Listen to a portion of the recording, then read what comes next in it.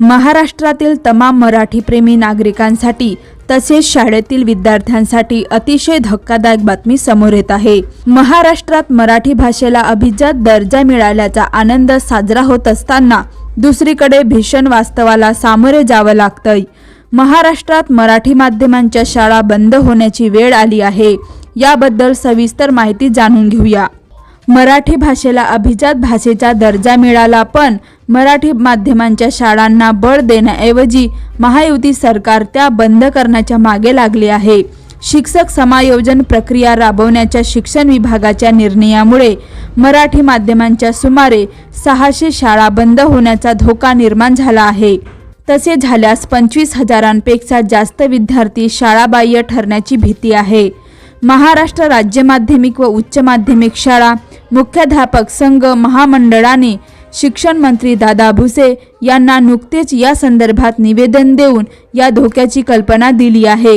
शिक्षक संचालकांनाही तसे निवेदन देण्यात आले आहे।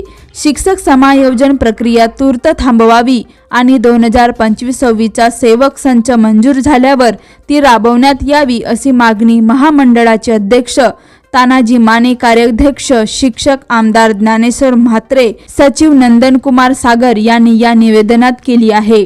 15 मार्च 2024च्या शासन निर्णयानुसार 2024-25 या शैक्षणिक वर्षाचा सेवक संच मंजूर झाला। सेवक संचानुसार शाळांना शिक्षक मंजूर केले जातात। मात्र या सेवक संचात राज्यातील मराठी माध्यमांच्या सुमारे 600 शाळांमध्ये एकही शिक्षक मंजूर झालेला नाही। दुसरीकडे तितक्या शाळांमध्ये शिक्षक निम्म्यापेक्षा कमी झाले आहेत। प्रत्येक जिल्ह्यात 15 ते 20 शाळा आहेत जिथे एकही शिक्षक मंजूर झालेला नाही।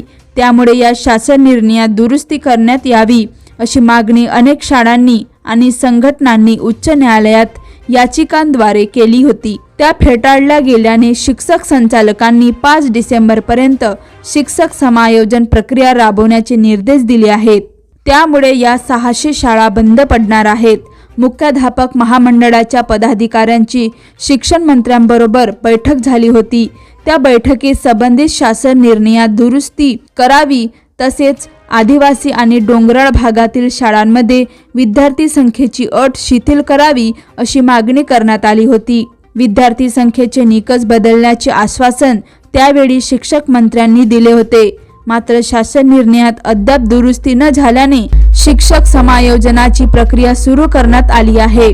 पूर्वी 9वी आणि 10वी इयत्तेत किमान 3 ते कमाल 40 विद्यार्थी संख्येला 3 शिक्षक दिले जात होते।